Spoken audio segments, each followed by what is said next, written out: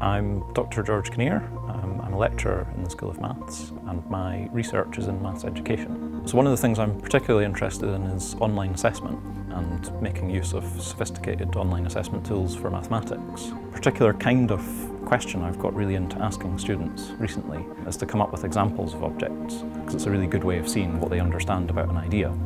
The challenge with it is when you've got hundreds of students in a lecture theatre, it's a nightmare to get all their answers and try and give them feedback. It's just impossible. But using online assessment, of course, we can do that and give students the individual feedback on their answers. There are still challenges though, because the students need to be able to type in their answers into the online assessment tool, and that's not always easy.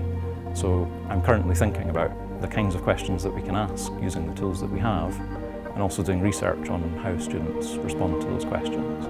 To investigate how students come up with these answers, I've tried a couple of things. So one has been to put these questions on homeworks that hundreds of students are answering, and that gives me a kind of picture of how the class as a whole comes up with a set of answers. What are the most popular correct answers, what are some common mistakes? And I've been following that up this year with some interviews with students, where we actually get them to solve the task live in front of us, and that lets us see maybe where the mistakes are coming from, what sort of ideas are going through their mind, to help explain why we might be seeing those patterns in the big data.